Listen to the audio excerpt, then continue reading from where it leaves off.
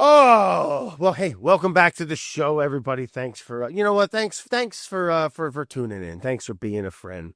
Thank you for being a friend. It's a beautiful weekend. Okay. I don't know when you guys are listening, but it's Thursday. Beautiful outside. All right. I had some plans that fell through for the weekend and, it turned out being like a little happy accident. I'm going to bring the boys fishing. I might even get to do a little spear fishing. All right. The wind's laying down. Tog season opened up in Connecticut. Blackfish, some people call them tautog. It's a wonderful eating fish and a really cool fish. Got these funky teeth that you've probably heard me talk about them before. But yeah, they spearfishing season, and I got a new spear gun. I bought it. Oh, this is a great little story. I got it at a flea market over in somewhere over in Connecticut, a pretty big indoor place. I forget what it's called, but anyway, I found this really cool vendor. This guy, he was pretty burned out, pretty cool, pretty crunchy, pretty, flea markety dude, in the best way possible. And I love do I love a good flea market, a good pick, a good look around. All right, you find some gems. I've gotten to be very selective, which is great. But anyway, long story long, I found this spear gun. And it's an Australian brand, I believe. Albiter. Anyway. Oh my God, bro. That's probably not how you pronounce it. But it's a 24-inch special, 24 special. Maybe it's centimeters. And it's just this little gun. It's a much different system. Not much, but just, anyway, I put new bands on it and I restrung it. I should have brought it as show and tell. Actually, nobody move. Stay right here. Yep, this is going to be great. Show and tell. A new thing I want to start doing on the show for all the folks watching. Because you know what I love more than a good find is a good show and tell. Yeah, this kind of has a little bit of like an AK-47 vibe. Not going to lie. It's the colors. I think it's that dark kind of wood there. But yeah, little spear gun. So look, I put new wire on it, a new little shock cord. And the release, the mechanism is on the handle. And put new bands on it. And it's just, what's nice about it is that it's tiny. It's got a little mid handle, a little third of the way up. So, because those tog I was talking about, they live in the rocks and in the holes, and they're curious sometimes. But the big ones, they're big for a reason. They hide, and they could be quite skittish, especially when people start, swimming down towards the rocks with a spear gun at them. They get smart. I kind of, a big old goof like me in a wetsuit and some fins kicking down there. But you'd be surprised. I get my limit. Oh, do I get my limit? I love shooting them things right in the face, and they're delicious. It's kind of like our grouper. They're down there. It's actually a great fish to have around. I believe the populations are doing fine. And again, I see so many of them down there. And just like when it comes to finding picks, at a flea market, I become very selective, and I like to look up, you get like 2 fish, I think is the limit. I think it might change in the fall. You can check that out on your local fishing game department online. Oh, you check the regs, you get squared away, know your limits, know your sizes. Oh, Brad, how do you measure them before you shoot them in the head there, tough guy? Well, you know what? I'll tell you how. They tend to have, when they're in that, well, you shoot the big ones. Okay, let's make that real simple. You shoot the big ones, all right, right in the fat face. But no, the little ones, they kind of do a transformation. Their heads get thicker and bigger, and their chins get whiter, and their mouths are bigger. And they're just like, when you see one that's a keeper, not on the line, but like a keeper, it's pretty obvious. But it's great, and it's usually shallowish water. It can be anywhere from super shallow to, 40 feet or something, I think is the most I've gone. I don't like to go too much deeper than that, for God's sakes. Sharks and currents and god dang sea monsters. And yeah, so that's going to happen. I think I'm going to do that this weekend. I might try to jump in the water Saturday, bring the boys, try to catch some bluefish, maybe some striped bass, maybe some black sea bass that are kicking around. We'll see. I got to tear up the garden, and that's kind of where we're at. Today's guest is a good one. But anyway, an icon of a woman, been around, but, made a good career out of an early start, and just, like I said, just one of those, for me growing up, one of those iconic television actresses who really went on to have a really awesome career, and cookbooks and all the good stuff. But before we get into that, let's reach out to you guys. Maybe we'll take a couple questions, see what's going on. I know you guys have been a little quiet on the hotline, so I'm going to start pumping that and reminding you guys, how the heck are you even supposed to know if I'm not talking about it? You know what I'm saying. But it's layitonbradleone at gmail.com. You send me, I would love a video message. You can send me a voice message. You can just write it by hand and listen to me struggle to read it if you'd like. But any and all are welcome. And don't be shy, okay? This is a safe place. You can even give us a fake name. Who cares? Hey, whatever. You go ahead and send it in to layitonbradleone.com, and I'll give you some advice. And whether it's going to make you feel good or feel bad, we're going to keep it honest. All right? I promise you that. So today we got one question. We got something, I believe it's a little disturbing. Ticker just came in from the team off screen.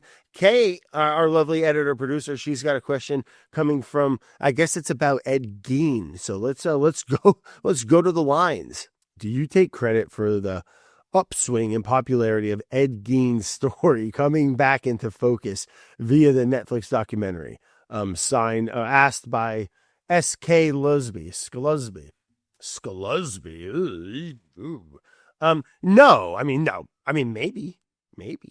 Actually, now that I think about it a little bit, I have been ranting and making little kind of. Am I Ed Gein? No, I'm just kidding. No, geez, that guy was such a weirdo. No, but maybe because I have been talking about it for years, whether it's been for like probably a decade, I've been making Ed Gein references on the YouTubes and on the social medias. Maybe a Netflix writer or whatever, one of them, suit bobs.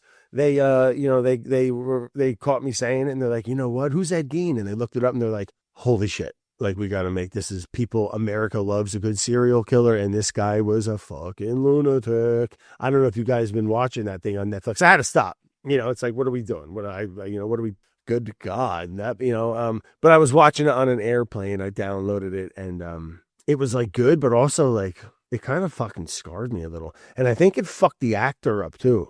I forget where I saw this, probably on social media or something, fucking 2:30 in the morning, laying in bed.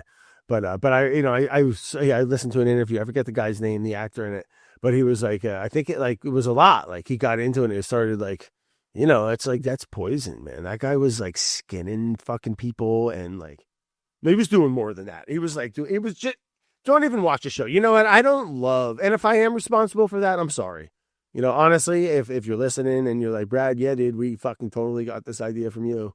I fucked up, because I can't stand that shit. And I don't like how this kind of like glorifies them in some way, even though they look disgusting and it's gross and it's fucked.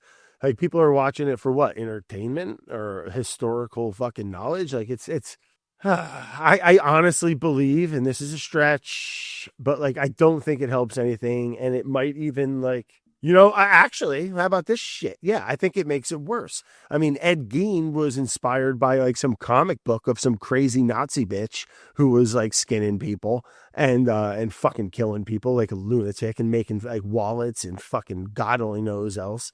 And he saw that shit in a comic book, and like, he was like, oh, I'm going to fucking do that. And he started fucking doing it. So, some lunatic in fucking, some fucking hole in, I don't know, Ohio or Pennsylvania, his mom's dead in the other room. And he, you know what? And now he's going to be the new fucking, I don't like it. It made me feel bad. I was in a good mood before that. Now we're talking about Ed Gein. Oh, our next guest, we're going to have to change the energy, because it's going to be, I don't want to talk about this. She was in some classics, some things you might know, maybe, maybe you do, maybe you don't. She was one of the leads, one of the majors in the classic Saved by the Bell. All right. She had a bunch of movies, a bunch of cookbooks. Okay. She was in The Ladies' Man. I don't know if you remember that movie. One of my faves. Okay. Son-in-Law, Pandemic. All right. Let's give it up for the lovely, the famous Kelly Kapowski. Tiffani Thiessen.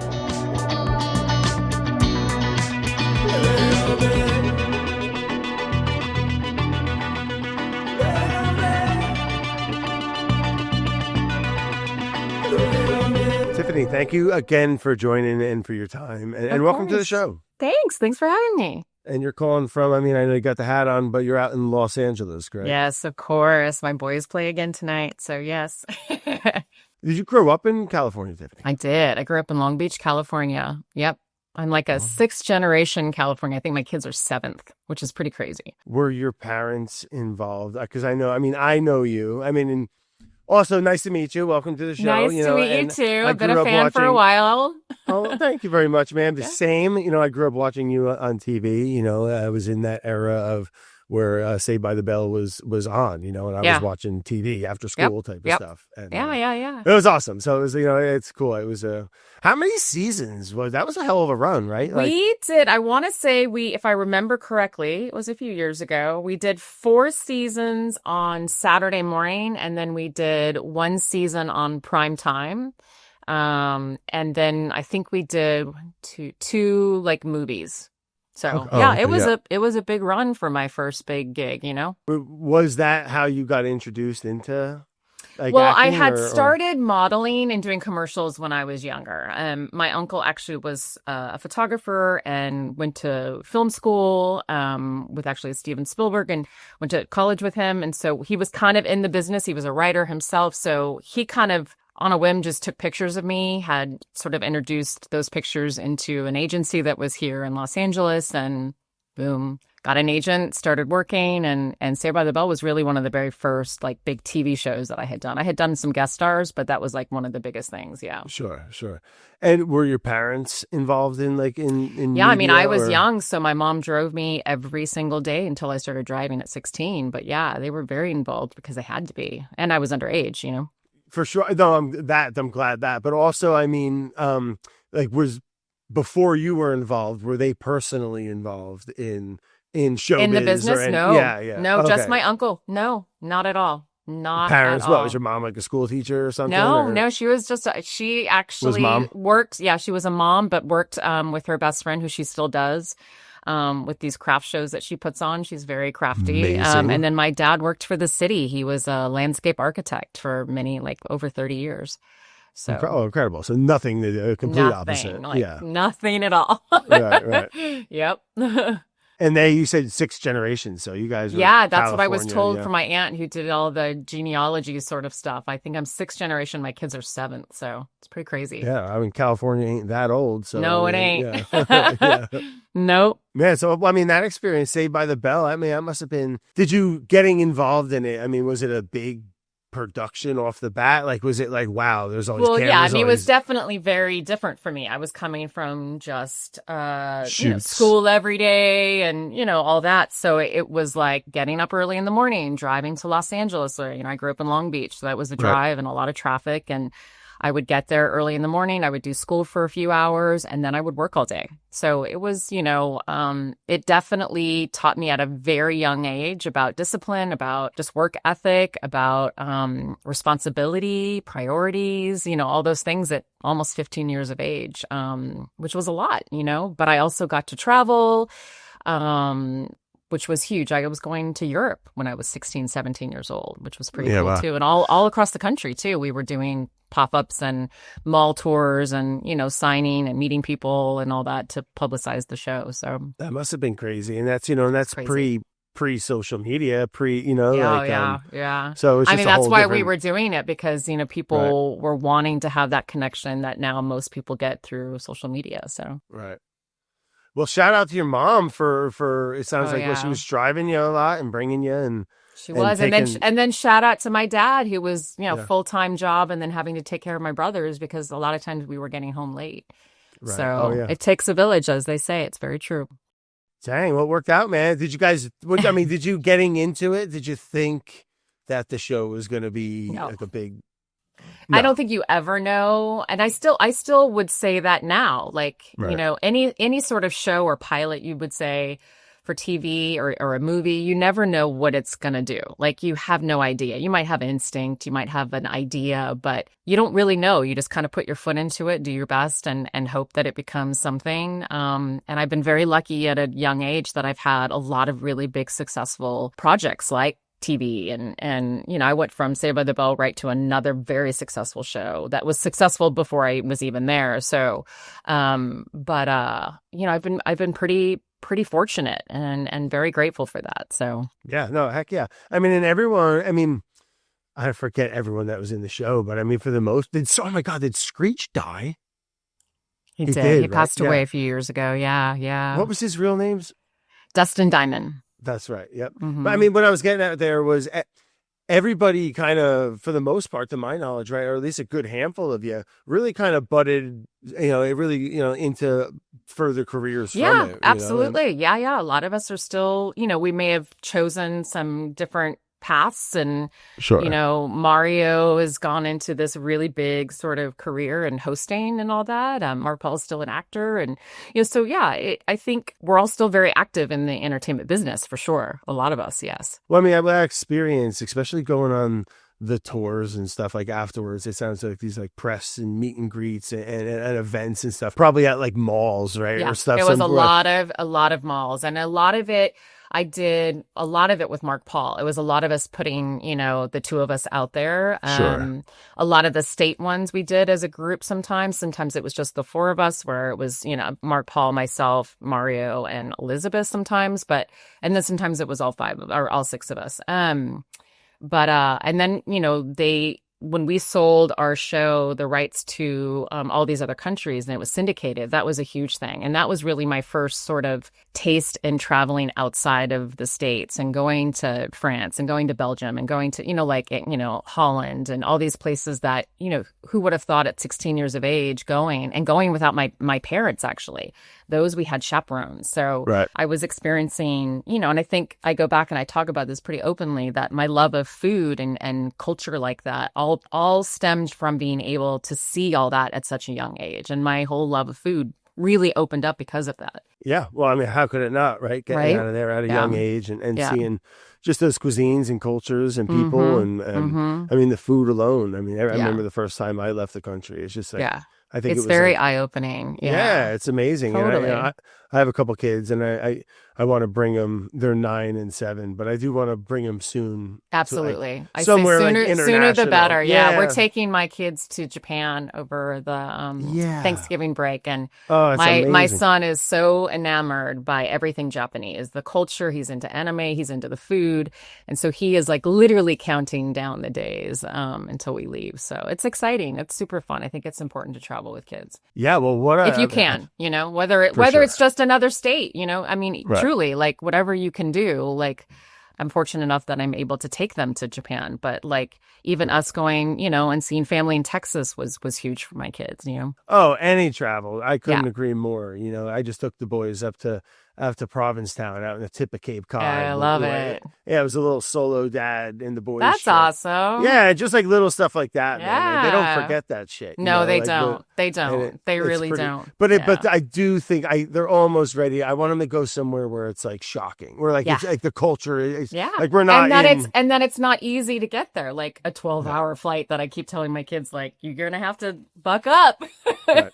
That I think it's important. I mean, I also to see how fortunate a lot of people are here in America too. I mean, and there's a lot of people that are struggling is a lot, but like you go some places like I remember the first time I went on like a surf trip to Central America and just like the ride to some of the places. I mean, some of the nicest people in the world, but like walking with 5-gallon buckets to get water. Like it's a much harder, different way of life, and that's a big portion of the world. So like I think it's good to instill that into a kid's head. I agree. Especially like we live in New England and we have a they're not struggling much. They have a pretty good life, Yeah. I love that's that. awesome. I love the East Coast, you guys. We go to Maine every summer with our family from Texas, and we just absolutely love it. That whole area is one of our favorites. Yeah, vacation land, man. Hard to beat. Maine's Hard to beat. Maine's one of the best. What time of year do you like to go? We go in the summer.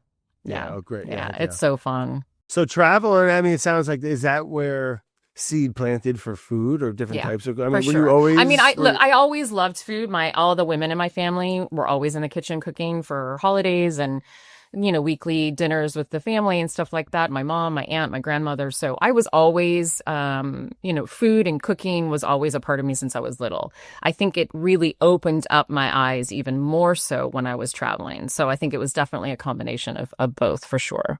So you did that every season? Would they make you? I mean, was No, that like we didn't do it every season. We did it a couple years. So the show was on 4 years. So I want to say by year 2, I want to say we were traveling, and then by year 3, Mark Paul and I was going all over Europe. So it was, I was like 17, like 16 and 17. It must have been wild. I mean, what the fuck was I doing when I was 17? Wild. Not that, Not it's like that. Rockstar, I know. yeah. Believe me. Yes, I know. And I feel very fortunate to have had that experience, and that sort of, learning at such a young age. Cool. Yeah, it's crazy. It's amazing. And it's great, man. And cheers. It sounds like you had it sounds like a really solid foundation, but like you see a lot of a lot of people don't age well with young fame and a burst of celebrity. Yeah. I think I have such a strong sort of family and values and things like that in my upbringing that has everything to do, I think, with the success of that aspect. And also just, I think, a strong sense of my own, like what is important to me. And again, those were all, instilled in me by my parents and my grandparents and my aunt and uncle. Like, it's not even just my parents, like my whole family circle, which I'm extremely close to. So I think that has a lot to do with the success and not falling into things that are easily, I think, a lot of people could fall into. When did it start to become like financially like, wow, this could be like something? Was it was it season 1 was like a nice offer? Or? No. We didn't. You got fucked for a while. Yeah. Yeah. They weren't great contracts. I mean, look, we were kids. Most of us were very new to the business, so we had no idea. Yes, they got us very, very cheap. So we didn't really start making, but here's the thing. It's not like we weren't making money, but it wasn't like a crazy amount, Yes, I was able to get a car when I was 16. Great. You know what I mean? Like, it's stuff like that. So, but it wasn't until we were able to renegotiate into other things like the movies and the prime time and things like that. And then, when I started, other projects really after, like 90210 and things like that. So, but I saw that, that it was there. I mean, it was, I think it is very different now where you see, because of social media and stuff like that, the type of money that you can make, not even so much in TV or film, but outside of that with brands and the whole influencer aspect. I mean, that's a whole nother beast that has become so big and lucrative for so many people that a lot of times it's not even just about the particular job that you're on or a TV show or a movie or whatever. Yeah, no, I get it, man. A whole hive of very different. Yeah, for sure. And I think, I mean, listen, I'm in the same, it's what I do in the sense as well, right? I mean, and I think it's cool. I mean, I think it's a really, listen, there's good and bad to having so much information and so much, like some people handle it well and are positive with it and some people aren't, but I guess that's people, So, I mean, I've always liked the internet and being able to utilize it in that aspect. I have a love-hate relationship with the internet, but I'm sure a lot of people say that, but I do. Well, I think it's like anything, right? It's just how you treat it, if you... Yeah, totally. It's a balance thing with so many things. I say that about food. I say that about alcohol. I say that about, whatever, For sure. Yeah. Yeah, I do all of them too much. Yeah. But no, when did how was the transition into like from TV? And then I know you started to do like, you were in a bunch of movies, like how was that? Was that a big... How was that? It was a big deal because back then, and people probably may not remember this, but back then, TV and film actors didn't go back and forth like they do now. Like, it was a very big deal to have a popular TV actor or actress do a movie. Like, it was hard. A lot of times you didn't see that sort of crossover during my time. Now it's like no big deal. And really, I think the people that really made that a little bit easier, and I give kudos to like the Friends cast, because they saw the potential of how popular those those people were, that why wouldn't they open a movie? And I remember Aaron Spelling said this to me when we were at the height of our success of 90210. He said, more people watch 90210 on a weekly basis than people have seen Forrest Gump. And back then, Forrest Gump was one of the biggest movies. Sure. And it's crazy to think, but very true. There's more eyes seeing us in their living room than going and actually seeing a huge, Oscar-winning movie. Yeah, it's wild. And I think people saw that and understood, like, oh, wow, we could actually get people that are very familiar with an audience that we want to bring them to the movie theaters, And so it was really sort of later in that where you started to see TV actors going into film. And then you started seeing film actors going into TV, because they saw how important and how cool that was. Yeah, I guess I never really, thought about that. So what is that? Late 90s, what year? I would say probably more in the early 2000s. Early 2000s. Yeah. Right. Maybe it started in the late 90s, but I would say more in the 2000s. So do you think more popular? So is internet a thing much happening at that time? That's like when it's just the beginning, right? I think it was just the beginning. Yeah, because even it was more like the sort of issue that we were having in the sense of popularity wasn't so much like internet issues. It was because we were still in the magazines. It was the rag mags, right? Like it was all those types of magazines. It was photographers that were still out there taking print was still cranking. Photos. And like TMZ wasn't even really big then. I think TMZ became a little bit bigger after. So it wasn't really even video at that point. It was really about capturing the photo, right, at this point, and then video. And then TMZ just blew that totally wide with video. Right. And that was literally right when I was on 90210. So yeah. That must have been a hell of an experience too. You enjoyed it? It was, yeah. No, it was definitely probably not overly easy at the beginning. I knew some of the cast. At the time I was dating Brian Austin Green when I was at that age, and so I knew a few of the cast members, and but I went through the same process. I auditioned for it, I tested for it, so it wasn't like some people I think thought like, oh, I was handed that role. I wasn't at all. I had actually auditioned for something else before that. He had a show called Models Inc. that I had auditioned for and tested for that I didn't get. So when I was brought on to 90210, I knew some of the people, but there was a sort of idea. I don't know. I've been very public about it, it wasn't the easiest with the girls. The girls, I think because they had a hard time, Shannon Doherty had just left the show. There was probably some, I think, internal drama happening. I don't know the full story. I wasn't there. Sure. But she had left the show. And so here they are bringing some new girl in, which I'm sure was very much like, this is my territory. What are you doing here? Like, I get it, but it was definitely not. I guess. It definitely was not easy. And I've been very open about it. And they have too. Like, it's there's no secret to that. So, my sort of safety was really Brian and Jason and the guys who were much more easy to open me up and allow me to come onto the show. And then, and then after the season 1, it was all fine and dandy. And I became very close with a lot of the girls on the show. And Jenny was, classic very close story. Friend. Classic story. Yeah. But, it's life. What do you do? But altogether, like, it was a great show. Like, that was actually the first show where I was actually making amazing amounts of money. I was able to, buy a nice house at that point. I had a small house before, but that was my time. I was like, that was a big deal. That was a really big deal. I feel very adult. I was making money. I had a house. I was traveling, it was a cool time. I look back on that very fondly with just, I think, what I had accomplished at that age. Hell yeah. You've had a hell of a ride up to that point already. And to be able to, it sounds like right there is where it really started to feel really good. And that's amazing. And just because I love it as a reference, like how old do you think you are at that? I was in my early 20s. Early 20s. Oh, man. Just on top of the world. Yep. Oh, yeah. It was crazy.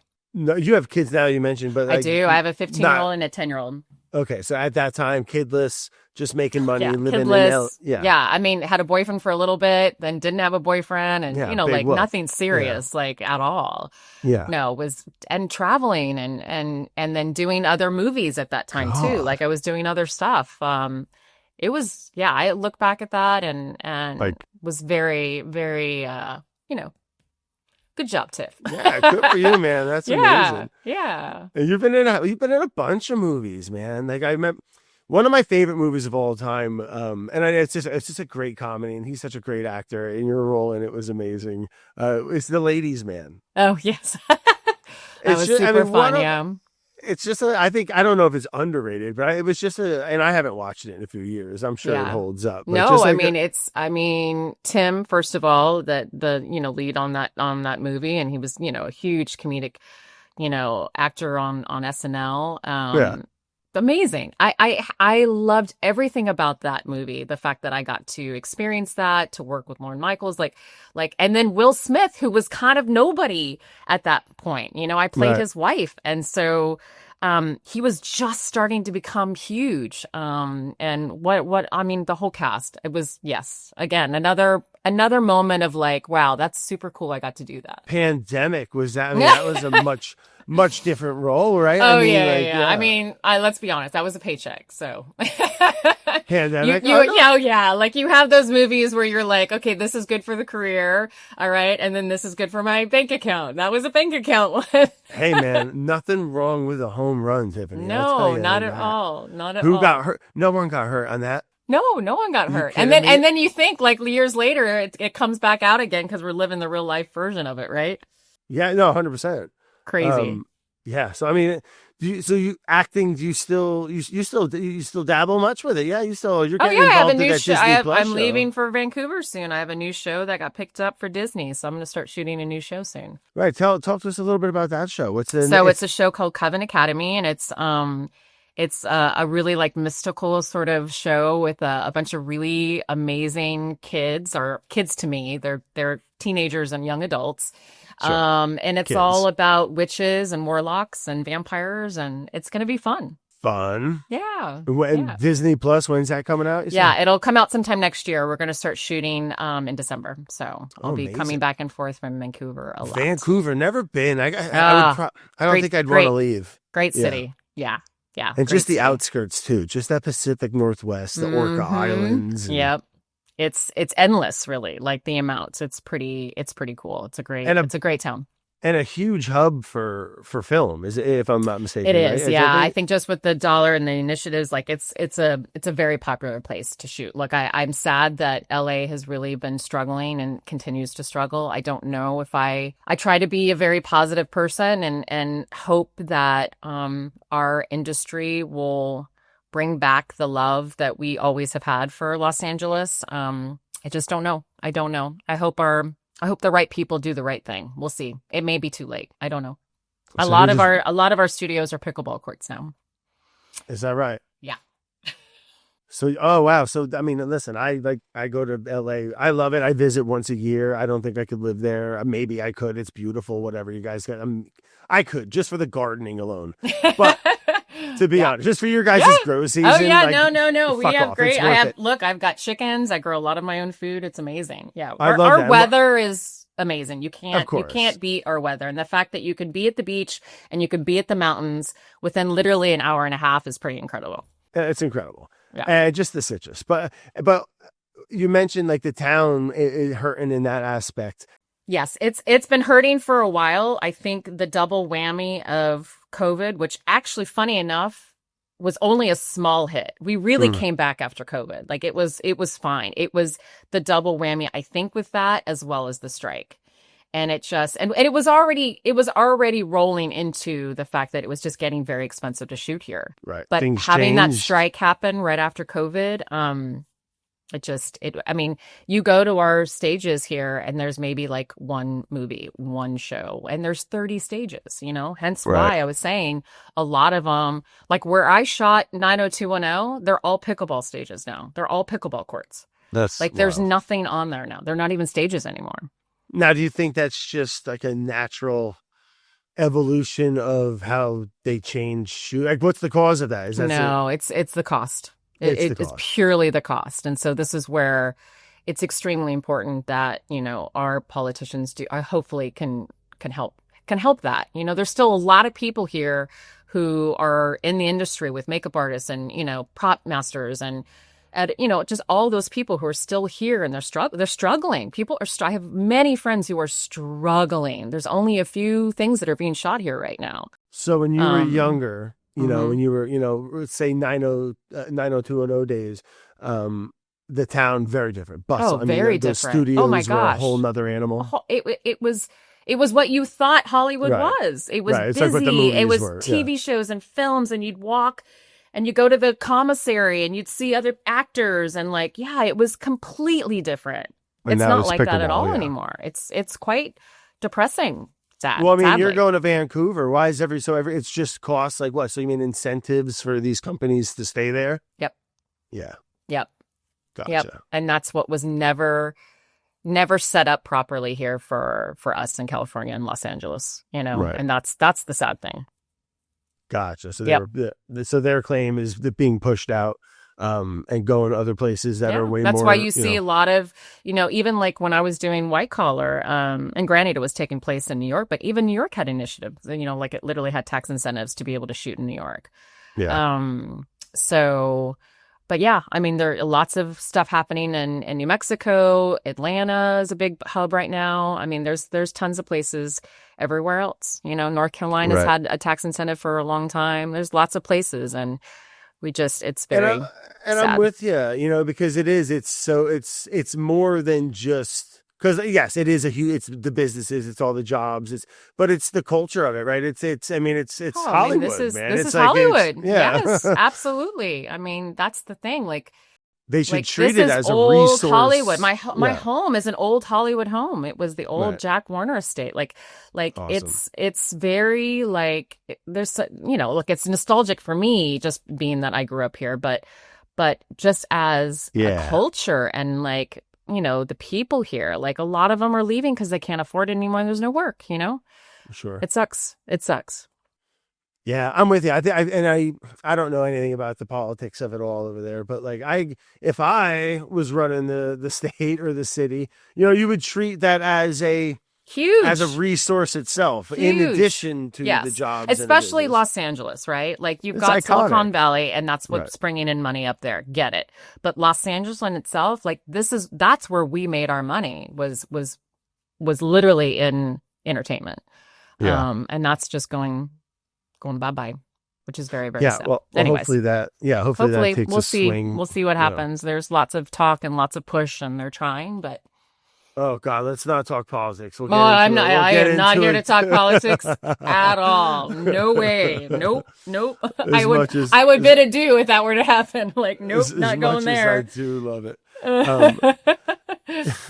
And then so now, and then you had, so it was your second cookbook is the one that you have coming out now, right? Yeah, it was actually out. You know, it's been out for a bit, but yes, I have two cookbooks that I've published. My Right. first one was called Pull Up a Chair. And it was more of my sort of family recipes, modernized a little bit. And then my second cookbook was called Here We Go Again. And it was actually, the idea was born during COVID, and sort of really being mindful of stretching our groceries because no one wanted to go to the grocery store. And I've always, you know, look, I was raised in a very, you know, sort of blue collar kind of, you know, household where money was always kind of tight. And so my mom was always stretching, you know, food out. And so, you know, our Monday chicken became, you know, chicken enchiladas the next day, you know, like that's just how I was raised. So during COVID, I was like, God, you know, like there's two sides to this. Like here we are, like not able to go to the grocery store for safety, but then also always trying to teach my kids not to waste food. So I was like, there's never been a book about what you can do with leftovers, like how to really reinvent the things that you already have in your fridge. And so hence that's the second book I came up with. Well, I love that. I love leftovers, and I think that's a brilliant, fun concept. And same with the first one. Thanks. So you mentioned your mom cooking. Did she do most of the cooking in your family? Yes, very much. And then if it was a family event, it was always my aunt helping as well, and my grandmother, all the women. All the always, moms yeah. were in and the we kitchen, yeah. still do it we still do it that way. And what was the ethnicity of the family, of your mom's side? So I have a lot of German and English, and I have Greek and Welsh as well.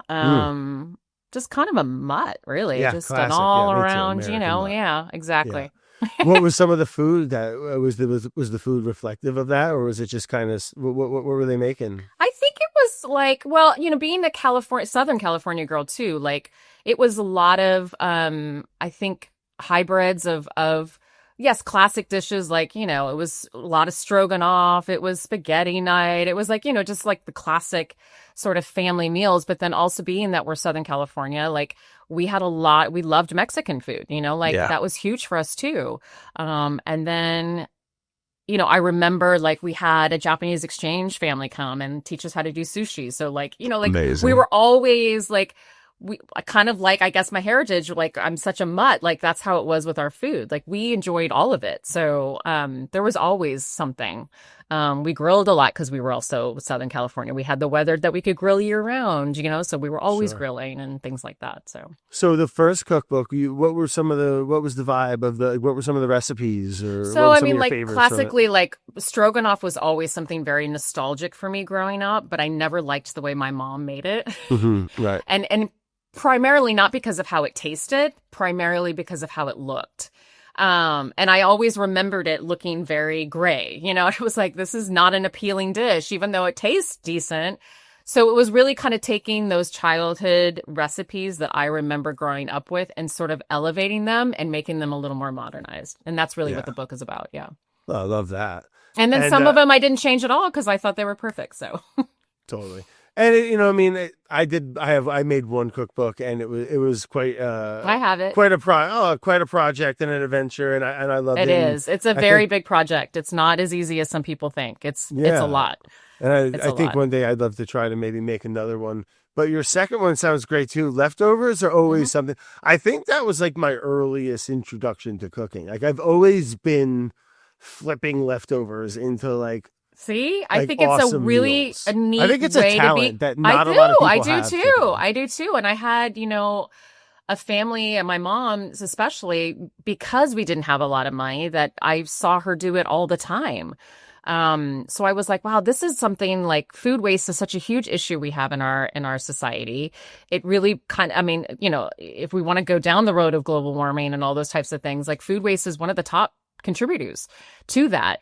So I really wanted, I'm always instilling in my kids not to waste. And so I wanted to do a book really based on that, of kind of making it fun. And I made it very nostalgic, where I kind of shot it in a very 60s, 70s sort of vibe, to give it that sort of nostalgic sort of feeling for me, being that that's where it was coming from. It was coming from a childhood sort of place, an idea that I had, growing up, and how my mom used to cook all the time and reinvent her own leftovers that way. Yeah, okay. I still do it. I mean, like I said, I think it's one of the purest forms of cooking, where it's just like utilizing stuff that you have. And I still do it almost like I never cook the same thing twice. I mean, who am I fooling, and what's better than having, all right, I got a couple kids, even if you don't, whatever, what's better than coming home and you got to make something, like the protein's already been braised for 6 hours and what you know what I mean? You throw it together and you make simple little techniques and executions. You can do a lot of shit with leftovers. Absolutely. Oh, totally. Completely agree. Yeah. And to like make a funny aspect of it. So my husband, who also grew up, very, middle class, hates leftovers. I don't know why. So does my wife. Such a weirdo. That's so funny. So it was always kind of a challenge to give him a leftover without him knowing that it was a leftover. So it was kind of like my own creative challenge to be like, okay, I'm going to take this and I'm going to make it into something, and he's going to have no idea that it was from Tuesday. Like that kind of thing. I love it. But I don't understand people that don't like leftovers. Some things are even better the next day. I agree. Like, what are we even talking about? I agree. Yeah. I agree. It's like some people, and it's just, it almost grosses. I've met a couple people. I think that's my husband. He has a little bit of a, like, he has a little bit of a, germ sort of thing that he's always had. And I don't know if that has something to do with it, but I'm like, it's food that we're touching. Like no one else is touching it. So don't worry. Yeah. A cold pizza? Well, what about cold pizza? Well, he's not doing it. I love cold pizza. He will do cold pizza. Okay. All right. But even in that book, I actually do a cold pizza, like, I do a cold pizza and make it into a breakfast sandwich with cold pizza. And it's a great recipe that my kids love. Ooh, what do? You put a little egg on that or something? I do. Fold it over? Yeah. Oh my God. It's so good. Meow. That's a good idea. It's awesome. It's a really good one. Yeah.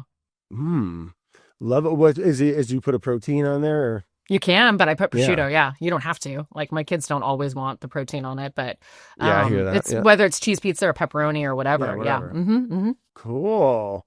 And you mentioned you had some chickens a little while back. I do. My husband was just buying more online today.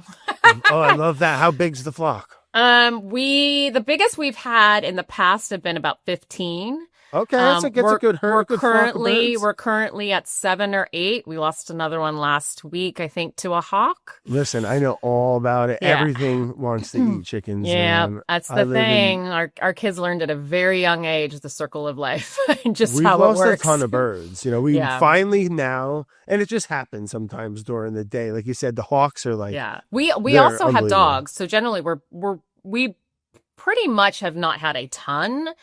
We've had one issue before we've had our big dogs. We have a Great Pyrenees and a Great Dane. So they generally keep our yard. Yeah, big dogs. Our Great Pyrenees is like 230 pounds. He looks like a polar bear. What they do, like watch. They like kill wolves. I know. And he was a rescue.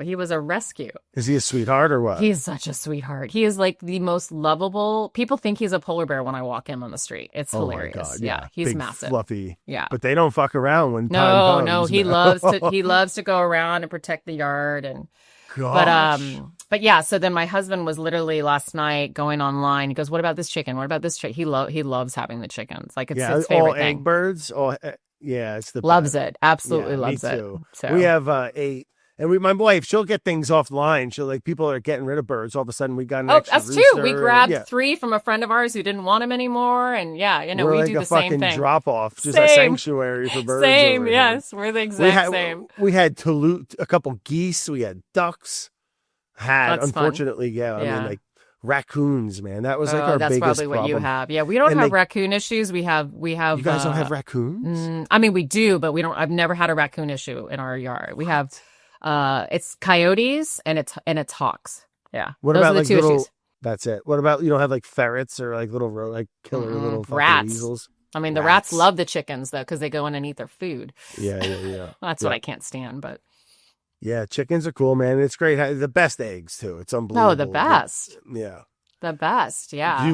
We let ours do a nice thing. We have a bunch of acres here. We have a huge, we let them out. We let them graze all day. They're healthier that way. When we first had them, we kept them in the coop and they were getting sick. Yeah.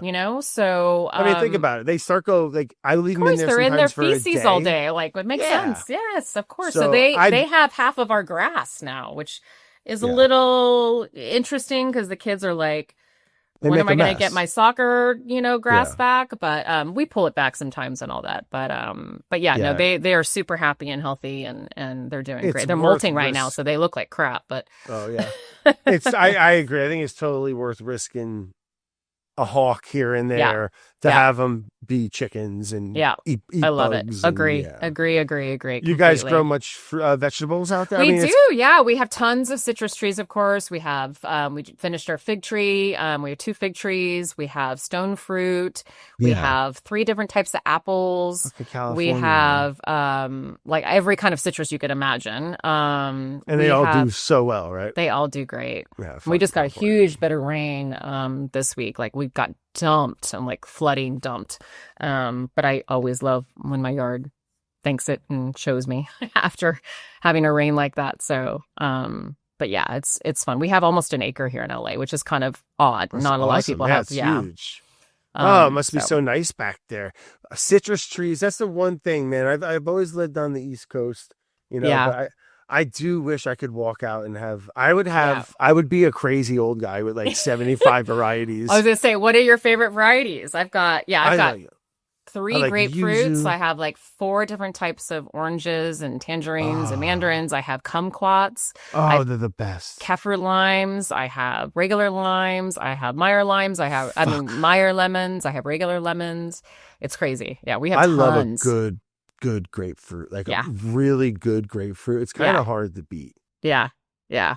Oh, I'm so jealous of that. I mean, I have a bunch of stone fruit, but they're kind of fickle. Like our garden does really well. The classic tomatoes and eggplant and peppers. Yeah, of course. Yeah, same. We grow all that. We have garden beds that we have caged up that we do seasonal stuff in. So. Oh, amazing! Do you get to grow then something? Do you grow tomatoes? Mm-hmm. Yeah. So what are they? They just fucking grow forever, or is it? They can. Do you know I experimented? Cycles? I experimented with leaving my tomatoes, and it literally kept growing. It was 95 feet long. Yeah. It's unreal. It's unreal. I was shocked. It was like an experiment because I was out of town, and so I wasn't tending to it. So it was literally just sitting there, and it went all the way into like almost to December. I want to say still, it's crazy. But they will. They'll end their cycle. They end their cycle, but it's crazy. And die. Yeah. Absolutely. Okay. Yep. And then you can just plant new ones if you want to, right? Mm-hmm. But generally, what they say to do, and I have noticed this is better, is not to plant your tomatoes in the same section. It is better. So I go back and forth actually every season and plant them in the other one, because and then the next season. They pull. They just do better. I don't know. I read about it, and a green thumb friend of mine told me, and that's what I've been doing ever since. So we have a lot of tomatoes. We have, tons of tomatoes come back every year from the ones that fall. We feed our chickens the bad tomatoes, and then when they poop them out, sometimes literally tomatoes will grow in where the chickens are. I love that. Yeah. Isn't that funny? Yeah, it's amazing. We have a compost pile in the back there where we dump all kinds of we do that too. If our chickens don't eat it, then it goes into compost. Yeah. And but it grows. You go there in the spring and see like every type, like everything that I threw in there has like some weird little fun. Yeah, little mini eggplant. Oh, that's hilarious. Other than the book, so your book came out a little while ago then, right? Yes, a book. That one came out not last October, but the October before. Yeah. And this Disney show that you got going on now, do you go up there for a week, or you have to live up there? I'll be traveling back and forth just because my family will be here, but the season will go it's from December until March. So. Okay. So you're shooting crazy. Yep. Man. And so is that a voiceover? Is that or is that on person? It's a real. Oh no! It's in person. It's a live show. Yeah. It's an actual live show. Yeah. Mm-hmm. And you're just about to start. You said, correct? Just about to start. We shot the pilot over the summer. No, I've been doing this my whole life. I'd be nervous, I guess. Sounds like a big production. It is a very big production for sure. It's but we shot the pilot in June, and then we got a pickup really fast. And so we'll be doing their smaller episodes. So Disney's trying this new thing where it's called micro episodes. So they're like 15-minute episodes. So we'll be doing 20 of those. Hence why we're up there until March. So, man, that sounds like a blast. What else you got going? Are you doing anything else? You got a family. It seems like you're plenty busy. Family. Huh? I do a lot of brand stuff, which I'm in the middle of doing, lots of that kind of stuff and trying to get most of it done before I leave. But yeah, the show's going to be a fun new show for me because it's been a couple years since I've had a TV show. So I'm excited. Yeah, you should be. Well, hey, Tiffani, thanks for joining the show, man. Of course, it was so fun to finally meet you. Oh, before I forget, I have a couple questions. I always forget to ask some questions. It's just something I kind of do. Yeah. Are you a coffee drinker, Tiffani? Or a tea? I'm both, actually. I love coffee and tea. Okay, more specific. Do you put a type of creamer or dairy or none? What is your creamer? So with coffee, I'm a heavy cream girl.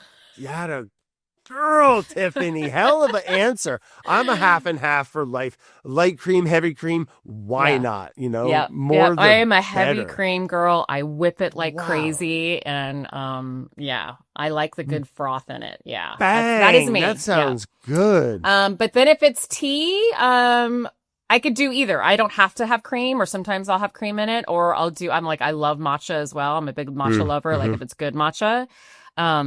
So yeah, I like it. I mean, I don't discriminate. I like it all. Oh, I love that about you. Great answer. And then if you could go back in time to an era of Los Angeles, what, like, would it be the 50s? Would it be the... Ooh, that's hard. Probably, I'd say 70s. I would say 70s might be my favorite, which is hence the reason why I did the Here You Go Again book. Very sort of 70s nostalgic. Yeah. Very cool. Okay, I think I would do 70s. Yeah. Like that. Mm-hmm. Last meal.